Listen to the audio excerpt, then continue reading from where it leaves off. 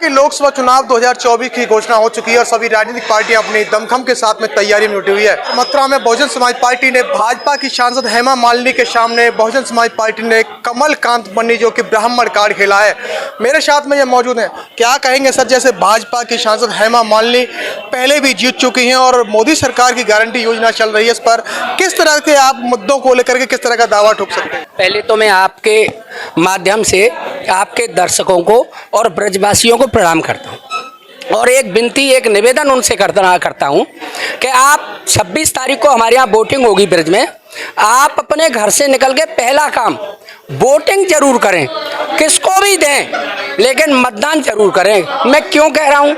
क्योंकि अब वो जमाने गए जब रानी के पेट से और महल के गेट से राजा आते थे। अब तो आपकी भावना से, मतपेटिका से आपका प्रतिनिधि आपका राजा बनेगा, इसलिए मतदान जरूर करें। रही बात अब सांसद के मुकाबले की, देखिए आर्थिक स्थिति में हेमा जी के मैं पासंग नहीं हूँ, गांव की बात समझ लो। आर्थिक स्थिति में उसमें हेमा जी बहुत बढ़िया है, वो हैं। लेकिन रही बात सांसद हमारा ब्रज का प्रतिनिधि बनने की, तो 10 साल हमने ब्रजवासियों ने उनको देखा है। 10 साल के अंदर एक साल में 365 दिन होते हैं। 10 साल के गुणा में लगाए कर ले 10% उनकी उपस्थिति ब्रज में नहीं रही है। और हर एक सांसद किसी भी पार्टी का हो, किसी भी पार्टी का पूरे देश में, उसको 5 करोड़ रुपया मिलते हैं विकास के लिए प्रति वर्ष। तो 14 से 19 के कार्यकाल में उन्हें 25 करोड़ ब्रज के विकास में, मथुरा के विकास में लगाने के लिए सांसद को टिक मारना होता है, दस्तखत करने, इन कामों को हमारी निधि से करा दो। वो उस कार्यकाल में केवल 15 करोड़ रुपया उन्होंने निकाला, 10 करोड़ रुपया लैप्स हो गया। ये मैं नहीं कह रहा हूँ, उनके सरकारी आंकड़े कह रहे हैं। और 15 करोड़ में भी 80% लगे, 20% बहु में से चले गए। तो हेमा जी पे समय का अभाव है और उन पे हमारी लैंड ही वापस है रही है जो MP फंड था। अब मैं ऐसा नहीं होने दूंगा एक मुकाबला। ये कहती है उन्होंने यमुना शुद्धिकरण की बात की। यमुना शुद्धिकरण, आप पत्रकारों ने उनसे पूछा, आपने 2 बार यमुना शुद्धिकरण की कही थी, तो बोले हमने करा दिया, 14 में से 20 नाले बंद करा दिए हैं। ये मीडिया का वो देखा, तो 14 में से 20 नाले बंद है गए, बाकी पे काम। ये पहाड़ों कहाँ से सीख के आई हैं हमारी सांसद महोदय? हमन तो कहा प्राइमरी स्कूल में और CBSE में जो पहाड़ों देखे ना है कि 14 में से 20 निकल जाए, फिर भी अभी नाले बच रहे हैं। आप बताइए। और फिर अब हम तो उनकी बात, हम तो भोले ब्रजवासी हैं, उनकी बात माने, ये बना शुद्ध है गई। एक गड़ुआ वो जल पी में, हम तो वो प्रत्याशी हूँ, मैं प्रत्याशी। गड़ुआ जानते हो? आपके दर्शकों को बताओ, लोटा से गए हैं गांव में हमारे यहाँ ब्रज। जानती है गड़ुआ कैसे कहते? मैं जब ही बता रहा हूँ आप शुद्ध करके, लिटिल वो मान लो RO गड़ुआ का मतलब है। तो कैंट कोई जो प्रचार करेगा, विश्राम घाट पे चले, वो भी प्रत्याशी हो, मैं भी हूँ। पहले मैं पीऊंगा, हम तो श्रद्धा रखते हैं यमुना में। यमुना कृष्ण भगवान की पटरानी है, वो पी के दिखावे ना वहाँ पे, अगर यमुना शुद्ध हो गई है तो। बंदरों की समस्या से निजात नहीं मिली, ट्रैफिक समस्या से निजात नहीं मिली।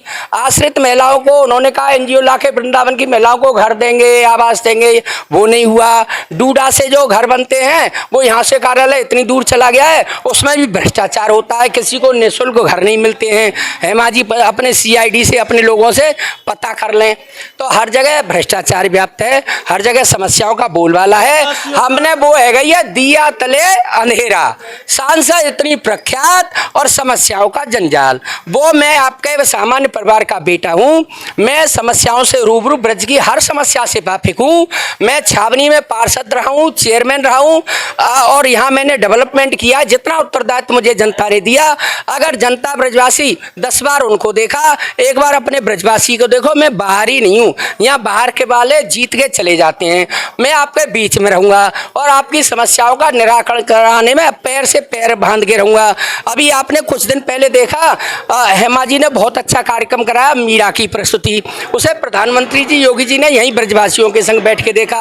और ब्रजवासियों के राया क्षेत्र में अग्निकांड हुआ था आतिशबाजी, उसमें 11 लोग शहीद हो गए। हेमा जी 1 मिनट के सांत्वना पर नहीं देने गई, लेकिन अब चुनाव आ गया, खेतों में बाल काटनी नजर आएंगी, है ना। तो ये जनता को कब तक आदमी उनको भावना से खेलेगा, कब तक ब्रजवासी भोले बने रहेंगे, कब तक ब्रजवासी उनसे छलावा होता रहेगा। लेकिन मैं एक आपको विश्वास दिलाता हूँ, न कभी झूठी बात कही है न कभी कहूँगा। आपके साथ कदम से कदम ला करके आपकी समस्याओं से निराकरण कराने का प्रयास करूँगा। और यमुना जी में मेरी भी आस्था है। मैं भी कहता हूँ यमुना शुद्ध होनी चाहिए। यमुना शुद्धि के लिए जन जागरण यात्रा हुई थी रमेश बाबा की, उसका मैं राष्ट्रीय संयोजक था। सारे वीडियो फुटेज देख लो।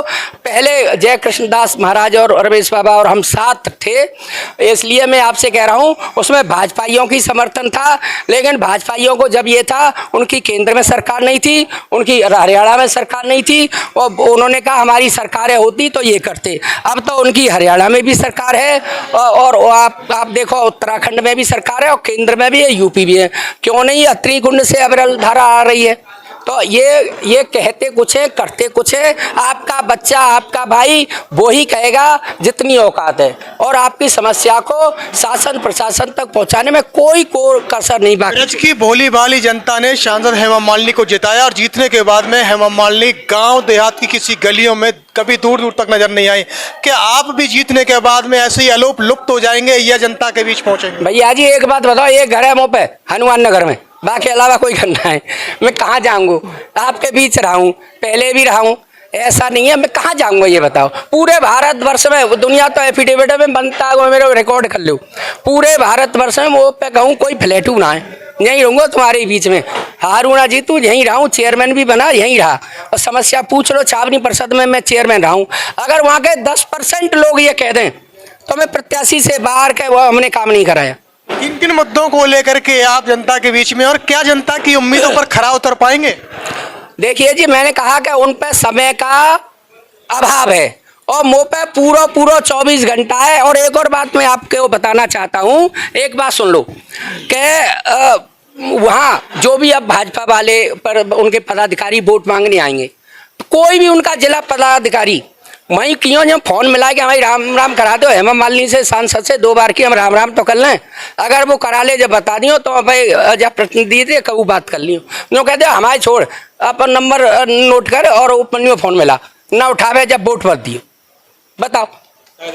तो ये थे हमारे साथ में बहुजन समाज पार्टी के प्रत्याशी कमलकांत उपमन्यु थे, जिन्होंने तमामों गतिविधियों पर प्रकाश डालते हुए और बीजेपी की सांसद हेमा मालिनी को कराई टक्कर देने की बात की है।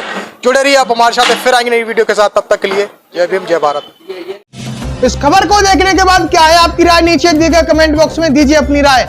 ऐसी तमाम बड़ी खबरों को देखने के लिए जुड़े रहिए हमारे साथ। खबर अच्छी लगे तो लाइक कीजिए और शेयर कीजिए, और हाँ, चैनल को सब्सक्राइब कर घंटे वाली बटन को दबाना ना भूलिए। फिर आते हैं आपके बीच कुछ खास खबरों के साथ। तब तक के लिए नमस्कार, जय हिंद, वंदे मातरम, जय भीम।